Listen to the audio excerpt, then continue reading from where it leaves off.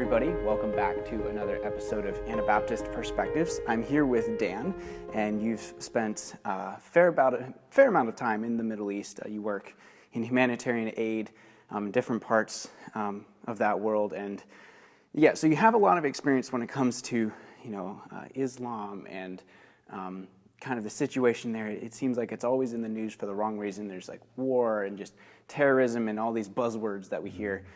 And I'm thinking specifically back about 2 years ago, Liberty University, it's the largest Christian evangelical university in America. And we'll show the clip as well, but where the president of that university says, we need to arm ourselves and end those Muslims. If more good people had concealed carry permits, then we could end those Muslims before they walk in and kill it. So I just wanted to take this opportunity to encourage all of you to get your permit. We offer a free course, and let's teach them a lesson if they ever show up here. What is the context that made Jerry Falwell, the president of the university, to say those things? The actual context, as far as the news, what was going on in the news cycle right then, was the San Bernardino shooting. Okay. As I recall. And so you had two Muslims that went into a holiday party in California and shot a number of people. And of course that followed on the string of some other terrorist attacks that have been going on in the United States and other Western countries over the last number of years. In speaking about that, which Liberty University tends to often comment on current events, this was a reaction that he gave as a way to kind of instruction to his students, as I understand it. Go into a little bit of the motive. Okay. Like, are these people, I mean, apparently they're very scared, okay, or he thinks this is a legitimate threat. But what's the motive here? The motive that I see coming out of a statement like this is fundamentally a belief in what America is or is supposed to be that is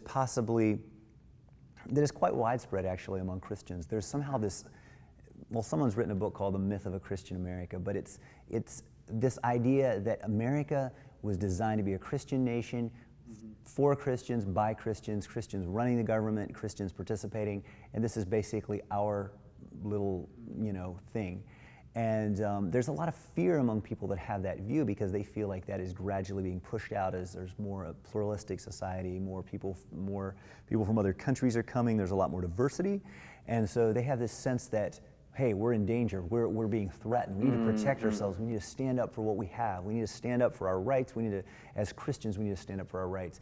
And so a comment like this, I believe, is motivated by a core idea that the rights of Christians in America are under threat and are being trampled on by leftists, by Muslims, by many different people here, and if it takes physical force to defend them, that's what they need to do. Well, and lethal force, apparently. Lethal force, end those Muslims. Yeah. That's very militaristic, Right, and I think possibly Jerry Falwell Jr.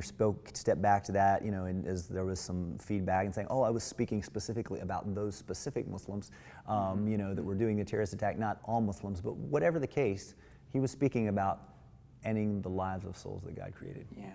How did other Christians respond to this statement? I would say the majority of what's known as evangelical fundamentalist Christians would have supported Jerry Falwell or been in a similar way of thinking. Certainly not across the board. There's people at various levels in their responses to Muslims and their responses to how much they want to interact with them.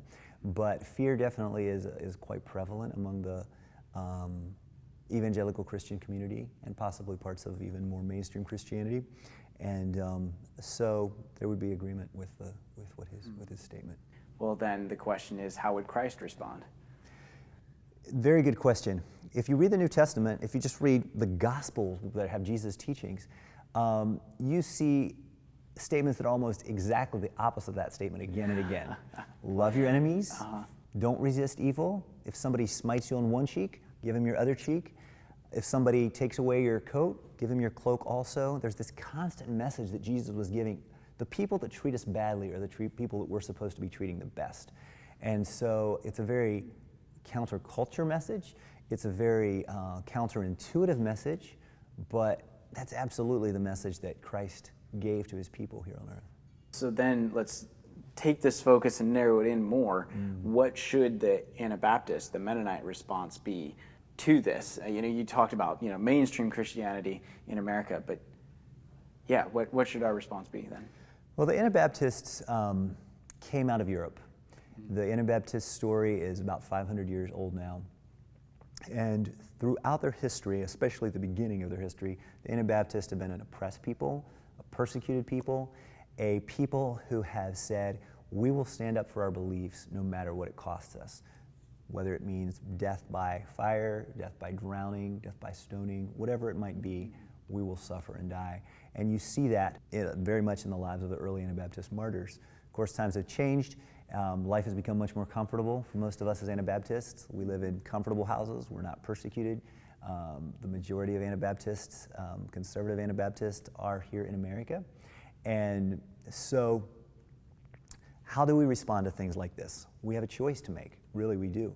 I fear that sometimes we are too affected by our neighbors and friends who would spread fear and make us want to respond in ways of defense and ways of saying, this is our country, we don't want to let you in. But I really think the way of Christ is always the way of love. We have a tremendous opportunity to follow Jesus' teachings, respond in love, respond in non-resistant love when people treat us in these ways. And I think the real danger is, humanly speaking at least, the first response to these things is fear. Absolutely. Like when I hear of the latest terrorist attack or whatever, it's always fear. Right. There was one in Chattanooga, which is like 40 minutes from my house. It was like, wow, that's really close to home. And the first response is fear. That's not what we see Jesus teaching, though. Right. And I really like how the answer is just love. That makes a lot of sense. Well, and just with what you're saying, Jesus said it very clearly, fear not them that are able to kill the body, but fear him who's able to destroy both body and spirit in death, or body and soul in death. And so, obviously as humans, we do have some fears, and I think God understands those, but he's encouraging us. What we really should be afraid of is spiritual failure, spiritual death. Fearing people and groups that may have the potential to harm us physically isn't really the point. We maybe take some precautions, but our chief goal is not to preserve our lives. We're here only for a few short years anyway. And I think we can get that mindset. It changes everything. It's a radical change of thinking. And that's a hard mindset to get. Or it takes a lot. You have to be really intentional to get that kind of mindset. Right. Yeah. I'm on that journey myself. Wow. Well, that's some really good thoughts for us, and I think that really does differentiate the Anabaptists from a lot of other forms of Christianity. Is that way of peace, that way of love. It's not easy. It's not easy. It's absolutely not easy, and I want to be clear too that we as Anabaptists should never be proud or think that, hey, we're way up here ahead of you as evangelicals or whoever else it may be. I do feel strongly that Jesus is teaching us a way of peace and love and forgiveness, and I think that that's a very powerful message to any enemy. Wow, good stuff. It won't be easy. It won't Absolutely. be easy. Wow. Well, thank you everyone for taking the time to watch, and really think about some of this stuff. It's easy to talk about, but to actually go out and do these things of loving our enemies, that is not an easy task. So, thanks again for watching. And if you have any thoughts or input, just leave a comment, and we'll do our best to answer it. And we'll see you in the next episode.